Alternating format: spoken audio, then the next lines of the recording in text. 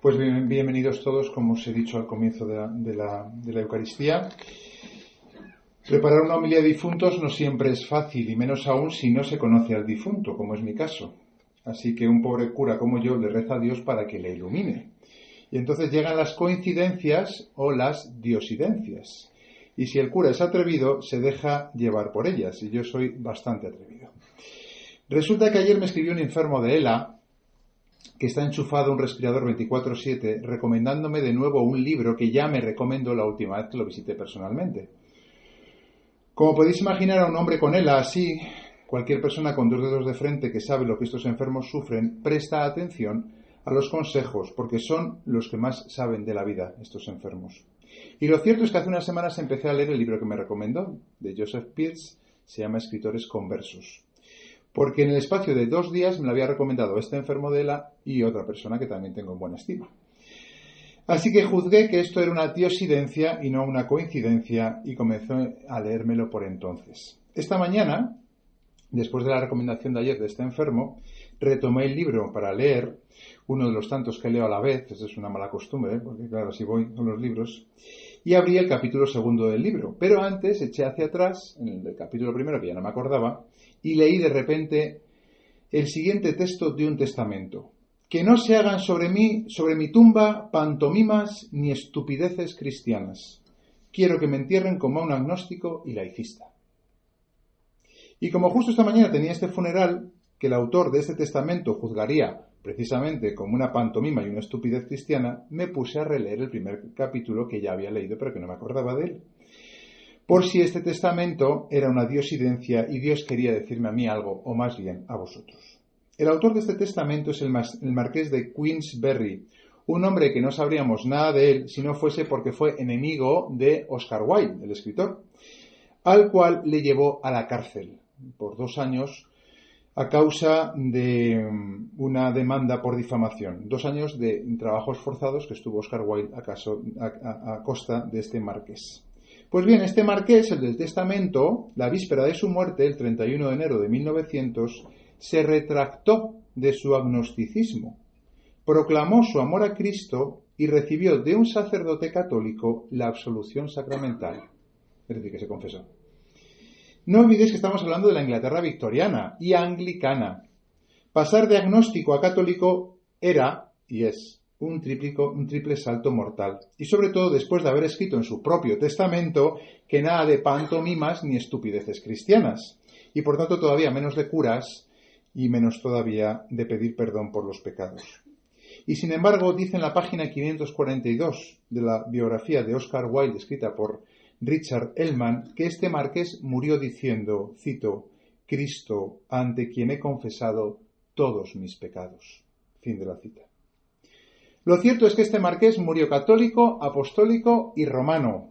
Pero lo más curioso es que él y Wilde, que se había visto tan solo 5 años antes de su muerte envuelto en una virulenta querella judicial, la que os he contado que acabó con Wilde en la cárcel, se reconciliaron póstumamente en una misma fe, algo que supera toda ficción. Es decir, este marqués y Oscar Wilde fueron compañeros católicos, apostólicos y romanos en la tumba. Wilde, el famoso Oscar Wilde, murió de sífilis, después de ser el arquetipo de cínico y archipecador declarado. Creo que todos conocemos algo de su vida. Así que es difícil imaginar un converso menos previsible que él. Sin embargo, Oscar Wilde en su infancia tenía una inclinación al catolicismo. Recordamos que estamos en la Inglaterra anglicana. 3 semanas antes de su muerte, sin embargo, manifestó a un periodista del Daily Chronicle que mi falta de rectitud moral se debe en gran medida al hecho de que mi padre no me permitiera convertirme al catolicismo. La faceta artística de la Iglesia y la fragancia de su magisterio quizá hubieran podido curar mis vicios. Recuerdo que murió de sífilis. Hace mucho tiempo que deseo ser recibido en ella. En efecto, en 1878, cuando Oscar Wilde era un joven, estuvo a punto de convertirse tras conocer en el oratorio de Brompton al padre Sebastián Bowden. Al día siguiente de un encuentro privado que tuvieron Oscar Wilde y este sacerdote, el padre Bowden escribió una carta a Oscar Wilde afirmando que era la gracia de Dios la que le había impulsado a exponer ante él, ante este sacerdote, abierta y libremente la historia de su vida y el estado de su alma.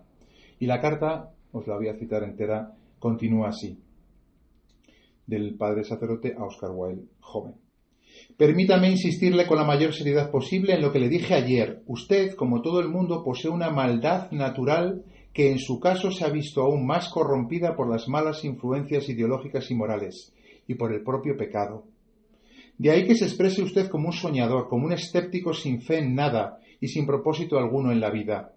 Por otro lado, Dios en su misericordia no le ha dejado conformarse con ese estado y le ha mostrado el vacío de este mundo, eliminando así un gran obstáculo para su conversión.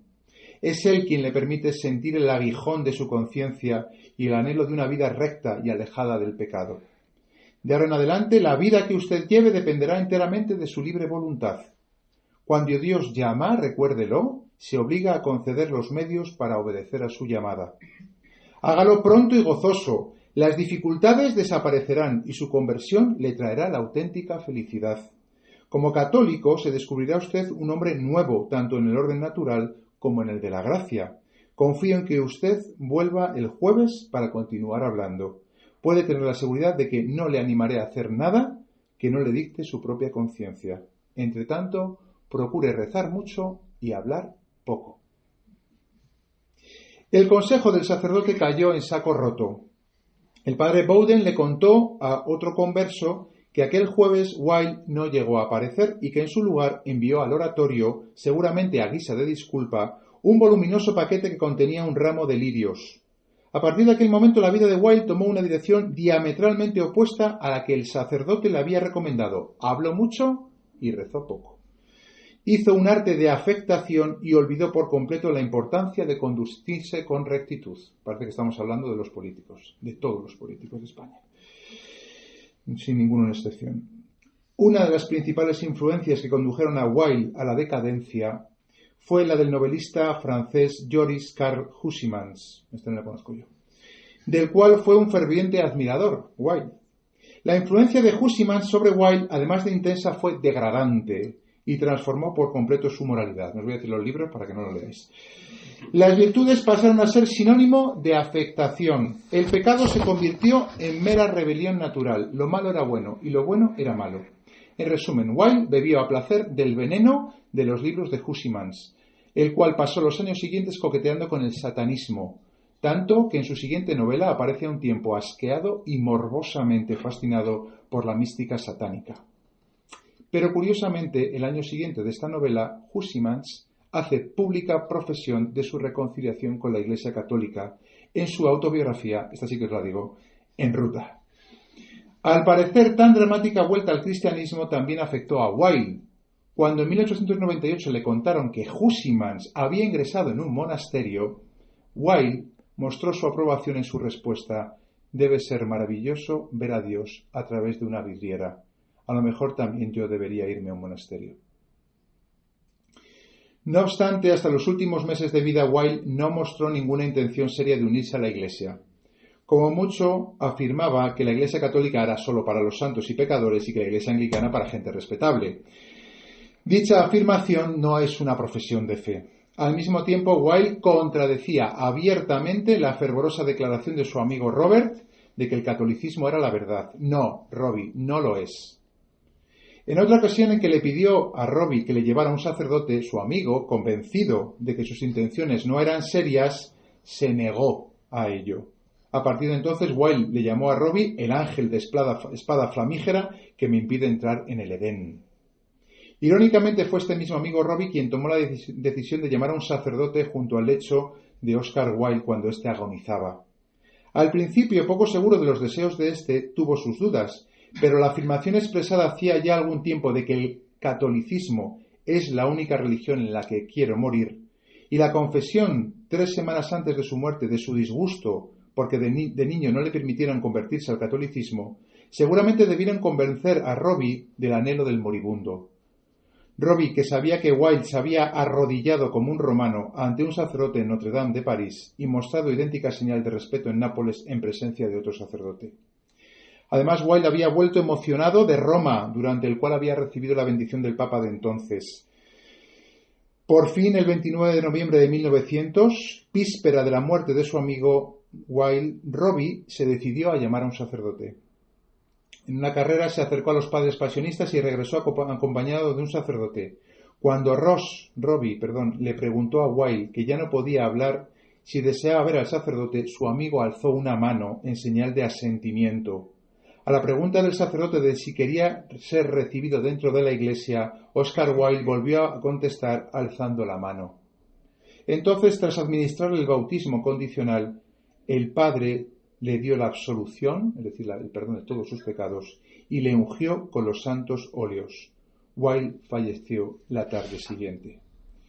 Me imagino que os estaréis preguntando por qué estoy hablando de la conversión de estos tres personajes, el marqués de Queensberry, Hugh Symonds y Oscar Wilde, que no tienen nada que ver con Enrique Maciá. Pues yo tampoco lo sé. Estamos en la universidad, en una institución que originalmente creó la Iglesia, la propia Iglesia fue la que creó la universidad, para la búsqueda de la verdad, pero que ahora que ya no está en manos de la Iglesia, se ha convertido en una institución acomplejada que cree que para hacer un funeral por un profesor es, como decía el marqués de Queensberry, nada más que una pantomima y una estupidez cristiana.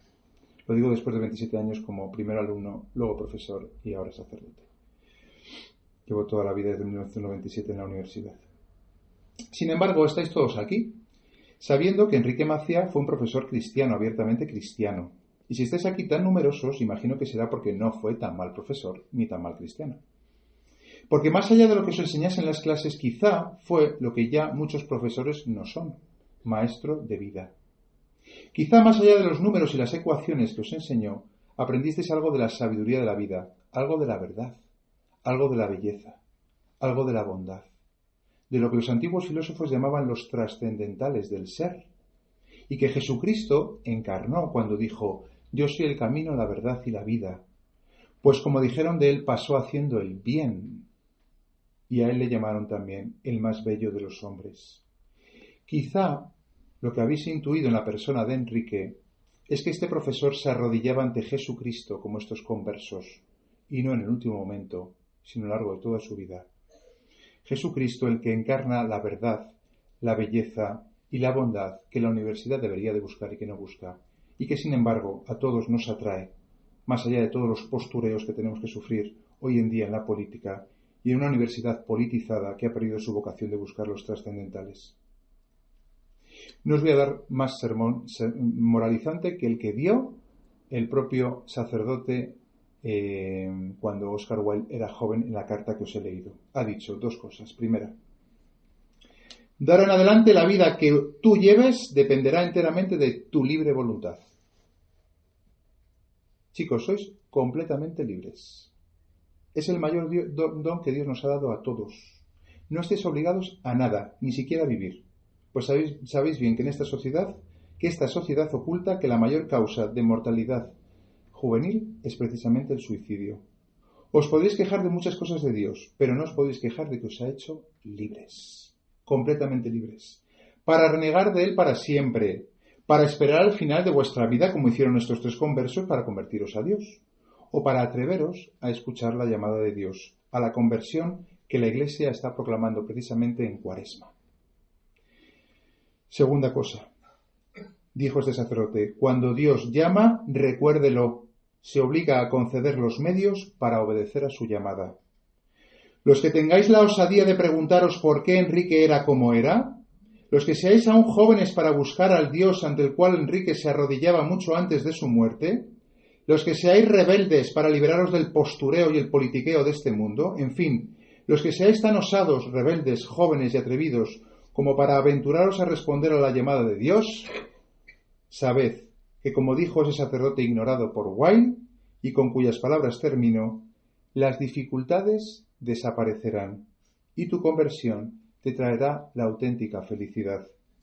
Como católico descubrirás un hombre, una mujer completamente nuevos, tanto en el orden natural como en el orden de la gracia. Confío en que vuelvas para continuar hablando de estas cosas. Puedes tener la seguridad de que no te animaré a hacer nada que no te dicte tu propia conciencia. Entre tanto, procura rezar mucho y hablar poco.